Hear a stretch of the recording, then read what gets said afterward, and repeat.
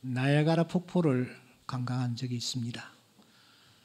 그 폭포를 향하여 나야가라 하면은 적어도 10살 정도는 젊어진다라는 바로 그 유명한 폭포 말입니다.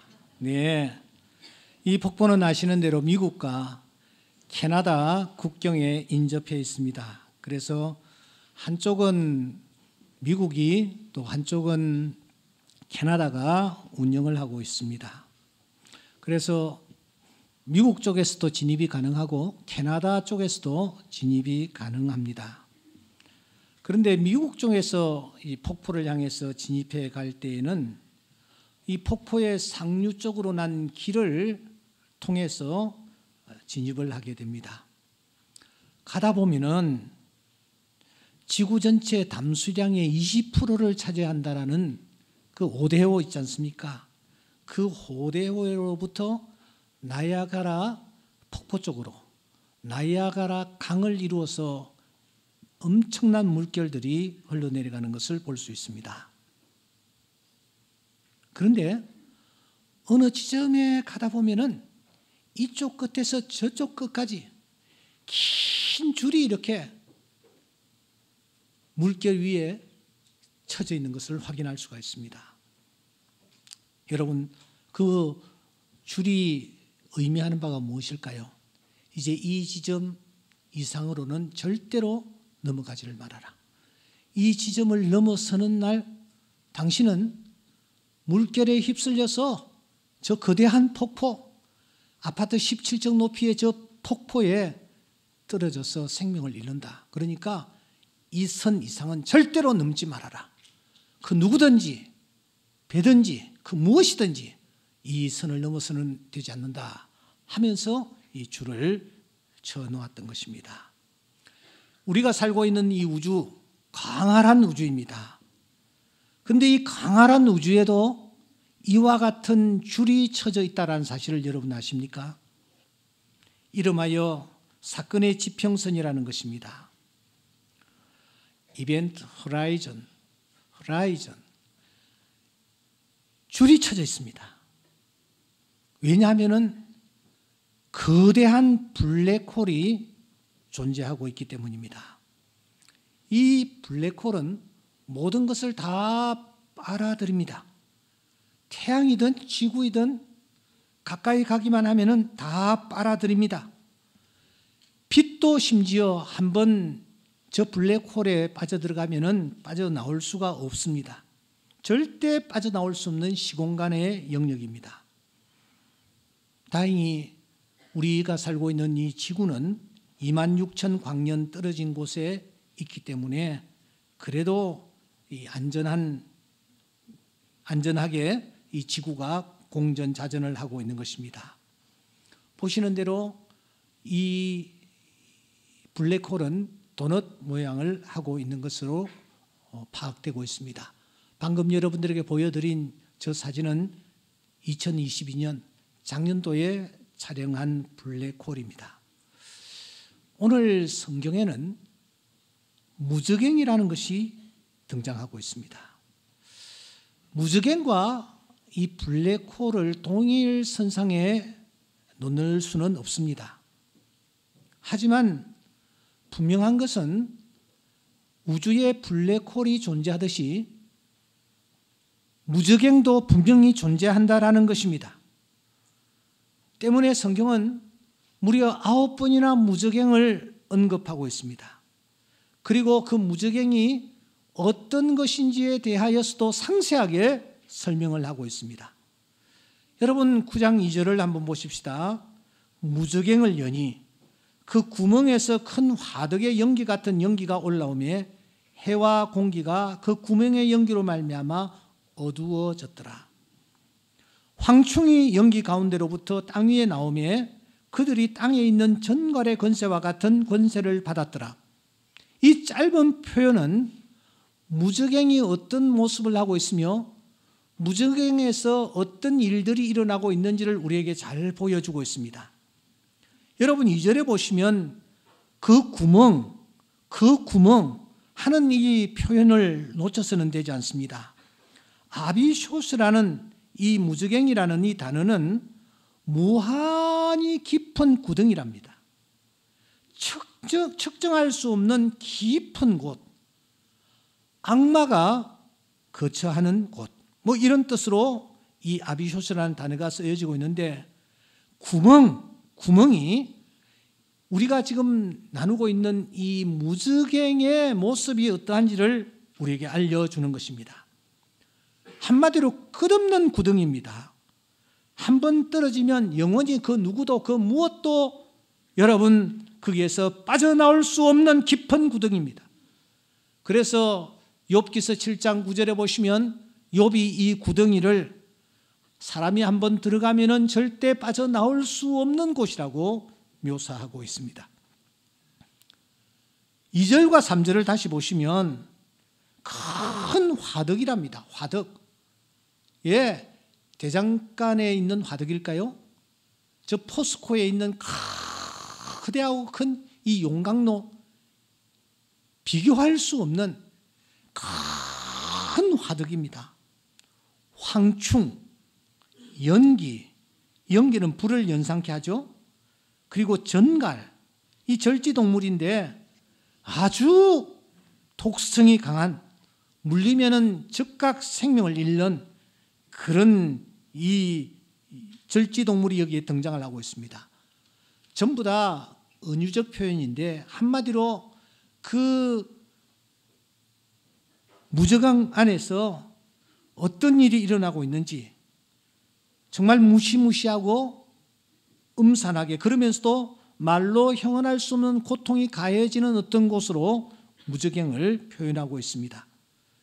그래서 이 사실을 잘 알고 있었던 그라사의 군대 귀신, 그 군대 귀신이 예수님께 손을 빌면서 무엇이라고 요청을 합니까? 저를 하여금 제발 무저갱으로는 들어가라고 하지 말아 주십시오. 저를 무저갱에 쫓아내지 마십시오. 이렇게 부탁을 하고 있는 것을 우리가 알 수 있습니다. 그러면은 그 무저갱에 도대체 무엇이 갇혀 있단 말입니까? 요한계시록 20장 1절에 보시면 내가 보매 천사가 무저갱의 열쇠와 큰 쇠사슬을 그의 손에 가지고 하늘로부터 내려와서 20절에 2절에 보면은 용을 잡았다. 용은 옛 뱀이다, 마귀다, 사탄이다. 이 용을 잡아서 1000년 동안 결박을 했다. 그리고서는 무저갱에 집어 넣었다. 잠그고 임봉하여 1000년이 차도록 다시는 만국을 미혹하지 못하게 하는데 그 후에는 잠깐 노일이라. 예, 미혹하는 존재들, 원수 대적마귀 사탄입니다. 하나님을 대항하던 흑암의 세력들입니다. 이들이 하늘로부터 쫓겨나 갇혀있는 곳이 무저갱입니다. 그런데 우리의 시선을 끄는 중요한 표현이 하나 있습니다. 20장 3절에 보시면 그 후에는 반드시 잠깐 노일이라. 그 무저갱에 갇혀있던 존재들이 잠깐 놓일 것이라고 말씀합니다. 오늘 9장 2절을 다시 한번 보십시오. 9장 2절에 보시면 그 무저갱이 열릴 때가 있다라고 말씀하고 있습니다. 그때가 언제입니까? 9장 1절에 보시면 다섯째 천사가 나팔을 불 때입니다.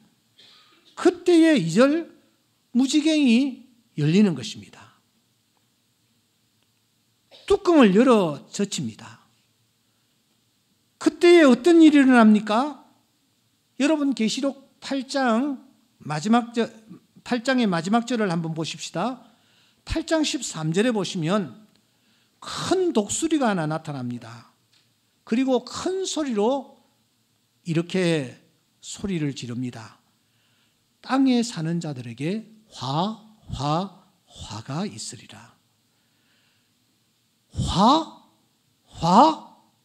화가 있을 것이다. 여기에 독수리는 하나님의 뜻을 전하는 존재입니다. 이 독수리가 말합니다. 지금까지는 자연의 화가 나타났는데 이제부터는 땅에 사는 사람에게 화가 나타날 것이라는 것입니다. 구체적으로 그러면은 땅에 사는 사람은 누구를 가리킬까요? 9장 4절을 다 함께 읽겠습니다. 시작.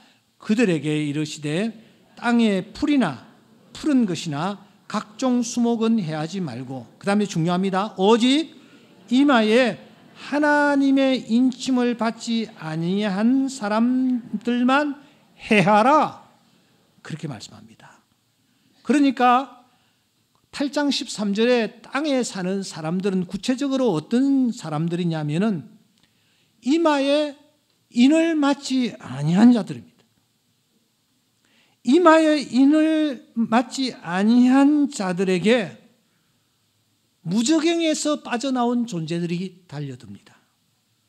타락한 천사와 마귀와 짐승과 거짓 선지자들, 이 무시무시한 존재들이, 이 무저갱에서 천년 동안 갇혀있던 이 존재들이 빠져나와서 땅에 사는 사람들 중에서 이마에 인을 맞지 아니한 사람들에게 달려든다면, 그들이 그러면 달려들어서 도대체 무엇을 합니까? 여러분, 요한계시록 13장 16절에는 이런 말씀이 있습니다. 화면을 보십시오. 그가 모든 자, 곧 작은 자나 큰 자나 부자나 가난한 자나 자유인이나 종들에게 그 오른손에나 이마에 표를 받게 한다, 그렇게 말씀합니다. 그러니까 돈이 많은 사람들, 부자들 전혀 개의치 아니하고 이 무저갱에서 빠져나온 존재가 모든 사람들을 샅샅이 살피는 것입니다. 무엇을 살핍니까? 여러분, 이마에 하나님의 인을 받지 아니한 자에게 찾아가서 짐승의 표를 붙입니다. 짐승의 인을, 하나님의 인을 받지 아니한 자들에게 표를 지금 하는 것입니다. 마치 애굽의 죽음의 사자가 나타났습니다. 그리고서는 그 죽음의 사자가 온 이스라엘을, 그리고 애굽을 뒤집니다.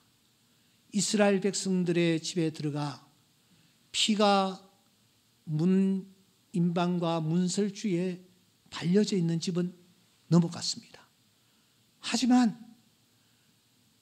문인방과 문설주에 피가 발려지지 아니한 애굽 사람의 집에는 그 장자를 전부 다 죽였습니다. 마찬가지입니다. 무저갱에서 빠져나온 이 흑암의 세력들이 땅 위에 사는 여러 모든 사람들, 그 사람들에게 찾아가서 이마에 인이 있는지 없는지를 확인하고, 이마에 인이 있는 사람들은 넘어가고 이마에 인이 없는 사람들에게는 짐승의 표를 가하는 것입니다. 이렇게 짐승의 표를 받은 자들에게는 어떤 일이 일어납니까? 계시록 9장 5절 말씀은 이렇게 짐승의 표를 받은 자들에게 나타나는 것이 무엇인지를 우리에게 알려줍니다.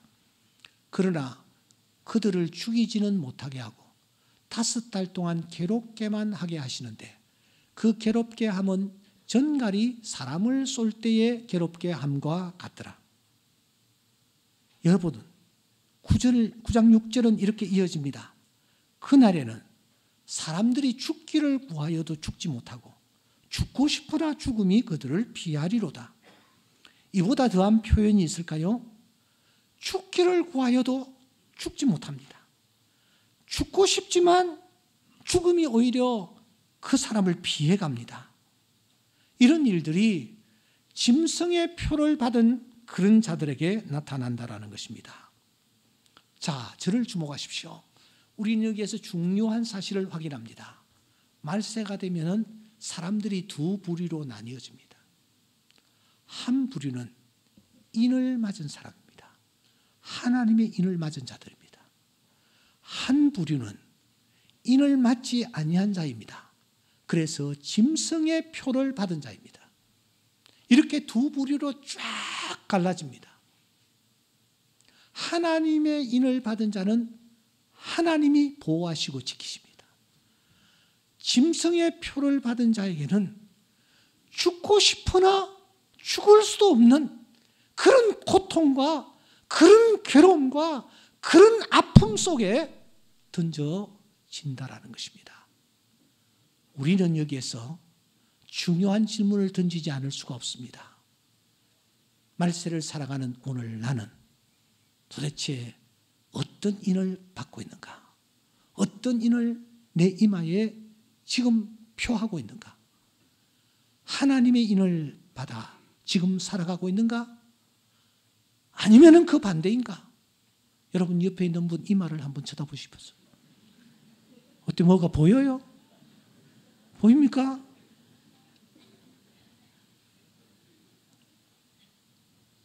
내가 하나님의 인침을 받은 자인가? 아니면 짐승의 표를 받고 있는 자인가? 우리가 이것을 오늘 이 시간에 확인하고 돌아가셔야 합니다. 어떻게 확인할 수 있습니까? 성경을 보면 인침을 받는다라는 표현이 자주 등장합니다. 제가 몇 군데만 읽어드리겠습니다. 고린도후서 1장 22절에 보면은 그가 또한 우리에게 인치시고 보증으로 우리 마음에 성령을 주셨느니라. 인치셨다. 성령 주셨다. 에베소서 1장 13절에 보시면 그 안에서 또한 믿어 약속의 성령으로 인치심을 받았다. 4장 30절에 보면은 성령을 근심하지 말라. 그 안에서 너희가 구원의 날까지 인치심을 받았느니라. 우리가 이 말씀 속에서 확인하는 것이 무엇입니까? 인치심과 성령이 항상 병렬로 나타난다는 것입니다. 인치심이 나타나면 성령이 등장하고 성령에 대해서 말씀하시면 인치심이 나타나는 것을 확인할 수 있습니다. 그러니까 무엇을 말합니까? 성령과 인치심은 뗄래야 뗄 수 없는 관계를 가지고 있다. 한 걸음 더 나아가 우리가 성령의 사람이 될 때에 그 사람은 성령으로 인치심을 받은 자와 다를 바가 없다라는 것입니다. 그러면 우리는 이제 이런 질문을 던져야 합니다. 나는 성령 받은 사람인가? 나는 성령의 사람인가? 성령께서 내 안에 내주하고 있다고 자신할 수 있는가? 어떻게 내가 성령 받은 사람임을 확인할 수 있으며 어떤 자에게 성령의 놀라운 역사가 나타날 수 있단 말입니까? 사도행전 4장에 보시면 10장 44절에 보시면 이런 말씀이 있습니다. 고넬료의 가정에 베드로가 찾아왔습니다. 베드로가 길게 예수 그리스도의 복음을 전했습니다. 그때에 그 자리에 참석했던 많은 사람들이 베드로의 메시지를 들으면서 어떤 놀라운 경험을 하고 있느냐? 사도행전 10장 44절에 보시면 베드로가 이 말할 때에 그 다음에 뭐요? 성령이 말씀 듣는 모든 사람들에게 내려오시더라. 오늘 이 자리가 그런 자리가 되기를 주의 이름으로 축원합니다. 하나님의 말씀을 받을 때에 성령이 말씀 받는 주의 자녀들에게 임하는 줄 믿습니다. 오늘 이 자리가 그러한 자리가 되어서 우리 모두가 성령의 인치심을 받아 세상을 향하여 나아가는 큰 은혜가 있을 수 있기를 주의 이름으로 축원합니다. 기도드리겠습니다.